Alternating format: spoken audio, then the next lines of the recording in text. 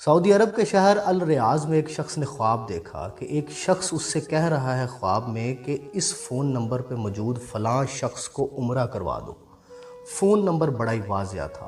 جب وہ نیند سے بیدار ہوا تو اسے وہ خواب اچھی طرح یاد تھا، مگر اس نے اسے نظر انداز کر دیا۔ اگلی رات اس نے پھر خواب میں دیکھا کہ کوئی شخص اسے کہہ رہا ہے کہ یہ فون نمبر ملاؤ اور اس شخص کو عمرہ کروا دو۔ دوسرے دن جب اسے خواب آیا نا تو وہ گیا امام مسجد کے پاس۔ اس نے کہا کہ گزشتہ 2 دن سے لگاتار میں نے یہ خواب دیکھا ہے۔ امام مسجد نے کہا کہ اگر تم پھر سے یہی خواب دیکھو تو اس فون نمبر کو یاد کر لینا، ہو سکے تو اسے کہیں لکھ لینا اور پھر فون کرنا اور اس شخص کو عمرہ کروا دینا۔ تیسرے دن پھر اس نے وہی خواب دیکھا کہ اسے کہا جا رہا ہے کہ اس فون نمبر پر فلاں نام کے شخص کو فون کرو اور اسے عمرہ کروا دو۔ اگلے روز جب وہ اٹھا، فون نمبر اسے یاد تھا۔ اس نے اس فون نمبر کو ملایا، آگے سے ایک شخص نے فون اٹھایا۔ اس نے جو ضروری تعارف تھا اسے کروایا اور اسے بتایا کہ مجھے خواب میں کہا گیا ہے کہ میں آپ کو عمرہ کروا دوں، لہٰذا میں یہ نیکی کا کام ہے، میں اس کو پایہ تکمیل تک پہنچانا چاہتا ہوں، میں آپ کو عمرہ کروانا چاہتا ہوں۔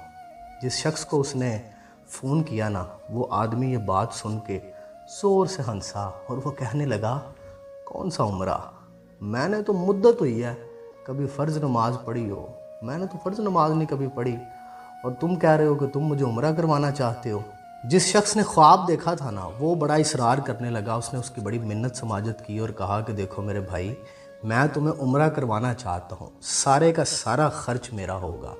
خاصی ان کے درمیان بحث و تمہیس ہوئی اور وہ بندہ اس شرط پہ رضامند ہوا کہ ٹھیک ہے، میں تمہارے ساتھ عمرے پہ جاؤں گا، لیکن یہاں سے تم مجھے لے کے جاؤ گے، یہیں پہ تم مجھے واپس چھوڑ کے جاؤ گے، اور اس دوران جتنے اخراجات ہوں گے وہ سارے تمہارے ذمہ ہوں گے۔ اس نے اپنی موافقت کو ظاہر کیا۔ پھر جب وقت مقرر پہ وہ ایک دوسرے کو ملے نا، تو جس شخص نے خواب میں دیکھا تھا نا، وہ جب اس شخص کو ریئل میں دیکھتا ہے نا تو اسے اندازہ ہوتا ہے کہ یہ واقعی کوئی اچھا انسان نہیں ہے۔ شکل و صورت سے، مزاج سے اس نے اندازہ لگایا کہ یہ کوئی اچھا انسان بھی نہیں ہے، اور نمبر 2 یہ کوئی بڑا پکا شرابی ہے، اور نماز تو یہ پڑھتا ہی نہیں نہ ہوگا۔ اسے بڑا تعجب ہوا کہ یہ ہے وہ شخص جس کے بارے میں مجھے بار بار خواب میں ایک تنبیہ کی گئی ہے کہ اسے عمرہ کروا دو۔ بہرحال وہ لے کے اس کے ساتھ وہ چلا گیا۔ دونوں شخص عمرے کی ادائیگی کے لیے روانہ ہو گئے۔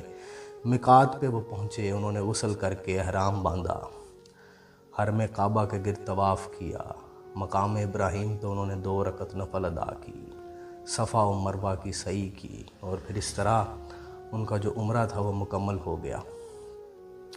انہوں نے اب واپس جانا تھا، تیاری شروع کر دی واپسی کی۔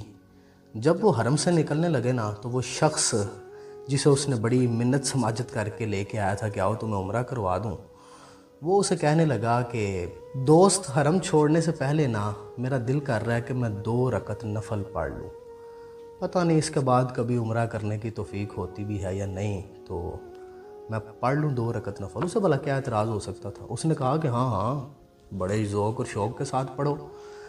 اس شخص نے اس کے سامنے وہاں پہ نفل ادا کرنے شروع کر دیے۔ جب وہ سجدے میں گیا نا، سجدہ طویل ہو گیا، طویل سے طویل تر ہو گیا۔ کافی دیر گزری تو جب کوئی حرکت نہیں ہوئی، اس نے اسے ہلا کے دیکھنا چاہا تو اسے پتہ چلا کہ اس کی تو روح پرواز کر گئی ہے۔ اس کی ایسی موت دیکھ کے نا اس کو رشک آ گیا کہ کیا خوبصورت خاتمہ ہے، کاش کہ ایسی موت میرے نصیب میں ہوتی، کیا خوش قسمت انسان ہے یہ۔ ظاہری بات ہے اسے آب زمزم تھے، پھر وہاں پہ غسل دیا گیا، اسی احرام کو اسے پہنا کے اس کی نماز جنازہ حرم میں ادا کی گئی۔ لاکھوں لوگ وہاں موجود ہوں گے جنہوں نے اس کی بخشش و مغفرت کے لیے اللہ کے حضور دعا کی۔ اس کے گھر میں اس کی وفات کی اطلاع انہوں نے بھجوائی۔ خواب دیکھنے والے شخص نے پھر اس کی میت کو اس کے گھر میں واپس پہنچایا، اسے وہاں دفن کر دیا گیا۔ ظاہری بات ہے پھر اس کے گھر میں اس کے رشتہ دار تعزیت کے لیے آتے رہے، جو چند دن تک ایک سلسلہ جاری رہتا ہے۔ کچھ دن گزرنے کے بعد نا، جس شخص نے خواب دیکھا تھا نا، اس نے اس شخص کی بیوہ کو فون کیا۔ تعزیت کرنے کے بعد اس نے اس سے پوچھا، جیسے انسانوں کو تجسس ہوتا ہے، اس نے کہا میں جاننا چاہتا ہوں کہ تمہارے خامد نے کون سی ایسی نیکی کر رکھی تھی کہ اس کا انجام اس قدر حسین ہوا ہے کہ احرام کی حالت میں حرم کعبہ میں سجدے میں اسے موت آئی ہے، ایسی موت پہ تو صالحین اور متقین بھی رشک کرتے ہیں اور وہ تمنا کرتے ہیں کہ اللہ ایسی موت دے۔ کیا کیا تھا تمہارے شخص نے ایسا، تمہارے شوہر نے ایسا کیا تھا؟ اس بیوہ نے کہا کہ اس نے کوئی اچھا آدمی وہ نہیں تھا، نہ اس نے کوئی ایسا کام کیا تھا، مجھے تو یاد نہیں پڑتا بہرحال، لیکن ہاں ایک مدت سے میں نے اسے دیکھا ہے، نماز تو اس نے چھوڑ رکھی تھی، شراب کا وہ بڑا رسیہ تھا، ہر وقت شراب کی بوتل اس کے پاس ہوتی تھی، بلکہ اس کے بستر پہ موجود ہوتی تھی، شراب پی کے ہی وہ سوتا تھا۔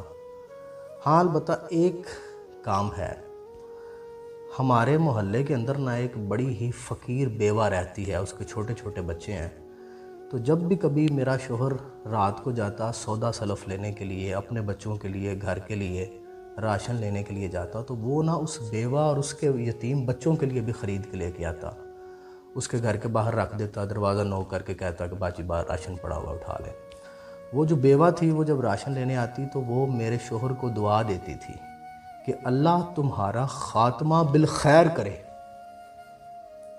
ہر روز وہ بیوہ اسے یہ دعا دیتی تھی جب وہ کھانا اٹھاتی تھی، وہ کہتی تھی کہ اللہ تمہارا خاتمہ بالخیر کرے، یعنی وہ دعا تھی جو اللہ رب العزت نے قبول فرما لی۔